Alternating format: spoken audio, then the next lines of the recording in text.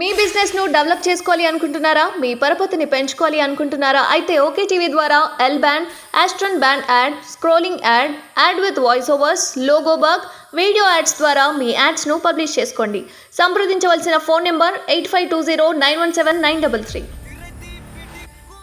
అందశ్రీ గారు రాసినటువంటి సాహిత్యం ఉద్యమ నేపథ్యంలో ఈ పాట యావత్ తెలంగాణ ప్రజానికాన్ని ఉర్రూతలూగించింది.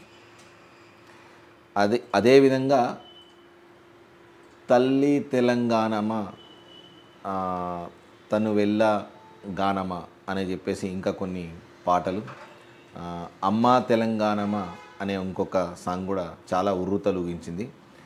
ఈ నేపథ్యంలో గద్దరన్న మరియు అందశ్రీ గారు రాసినటువంటి సాహిత్యం తెలంగాణ ఉద్యమానికి ఊపిరిపోస్తే ఇటీవల గద్దరన్నకు పేరు మీద అంటే నంది అవార్డును తీసేసి గద్దరన్న పేరు మీద అవార్డు ఇవ్వడానికి తెలంగాణ గవర్నమెంట్ సుముఖంగా ఉందని చెప్పేసి రేవంత్ రెడ్డి చెప్పిండ్రు.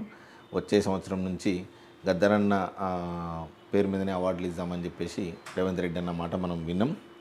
అయితే ఇదే విషయం తోటి మాట్లాడడానికి దర్శక నిర్మాత మరియు నటుడు తెలంగాణ ఉద్యమానికి ఊపిరి పోస్తూ తన వంతు కృషిని అందిస్తూ తెలంగాణ కృషిని అందిస్తూ మరియు తెలంగాణ ఉద్యమానికి దోహదపడుతూ సినిమా తీస్తూ తెలంగాణ ప్రజలను ఎప్పటికప్పుడు అప్రమత్తం చేస్తూ తెలంగాణకు దోహదపడినటువంటి సయ్యద్ రఫీ గారు మనతో ఉన్నారు.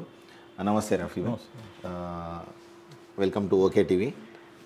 అంటే ఇప్పుడు ఈ జయ జయ హే తెలంగాణ జననీ జయ కేతనం అందశ్రీ గారు రాసినటువంటి పాట 9 సంవత్సరాలు ఈ పాట అంటే దాదాపు ఉర్రూతలూగించింది తెలంగాణ ఉద్యమ సమయంలో. అటువంటి పాటకు ఈరోజు అధికారిక హోదా లభించింది. దీన్ని ఎలా చూడవచ్చు? మీ కవులు కానీ కళాకారులు కానీ సినిమా నటులు, తెలంగాణలో ఉన్నటువంటి సినిమా నటులు కానీ దర్శక నిర్మాతలు కానీ ఈ దానికి ఎలా చూడవచ్చు? కేసీఆర్ ఉన్నప్పుడు ఈ తెలంగాణ పాటకు ఒక అధికారిక హోదా లభించలేదు. స్కూల్లో కూడా దీన్ని ఇంప్లిమెంటేషన్ చేయలేదు. సో ఇప్పుడు స్కూల్లో కూడా ఇంప్లిమెంటేషన్ చేస్తాము.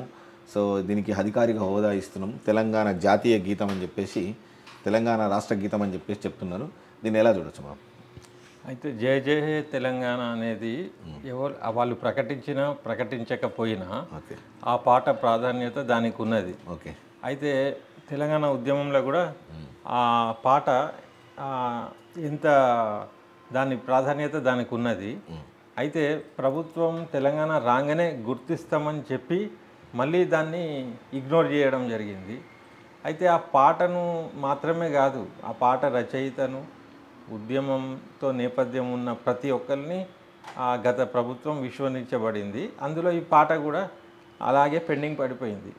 కాబట్టే ఇప్పుడు ఆ ప్రభుత్వాన్ని ప్రజలు, పౌర సమాజం అంతా కలిసి ఆ ప్రభుత్వాన్ని కూలగొట్టి కాంగ్రెస్ ప్రభుత్వాన్ని తెచ్చింది. అయితే తెలంగాణ వచ్చి 9.5 ఏళ్ళు అయిన తర్వాత ఒక స్తబ్దత, 9.5 ఏళ్ళు ఏం జరగకుండా ఒక స్తబ్దత లాగానే అట్లా ఉంది. తర్వాత ఇప్పుడు తెలంగాణ ఇప్పుడే వచ్చినట్టు అనిపిస్తుంది. ఎందుకంటే ఈ పాట తెలంగాణ రాగానే ఇది ఒక రాష్ట్రీయ గీతంలాగా ప్రకటించాల్సిన అవసరం ఉండే. ఇప్పుడు ప్రకటనలు జరుగుతున్నాయి. ఇప్పుడు ఉద్యమకారుల గురించి చర్చ జరుగుతుంది. గద్దర్ గారి పేరు మీద అవార్డు కూడా ప్రకటించడం జరిగింది. కోదండరాం లాంటి వాళ్ళకు ఎమ్మెల్సీలు ఇస్తామని చెప్పడం జరిగింది. అయితే గత ప్రభుత్వం ఎవరినైతే విస్మరించిందో వాళ్ళను ఇప్పుడు ఈ ప్రభుత్వం ఆ తెలంగాణ తనాన్ని, సోనియా గాంధీ తెలంగాణ ఇచ్చిన తల్లిలాగా వాళ్ళ బిడ్డలను మళ్ళా కాపాడుకోవడం, తెలంగాణ నేపథ్యాన్ని ముందుకు తేవడం, దాన్ని బేస్ చేసుకోవడం జరిగింది. అదే క్రమంలో ఈ పాటకు కూడా గౌరవం దక్కింది. ఇప్పుడు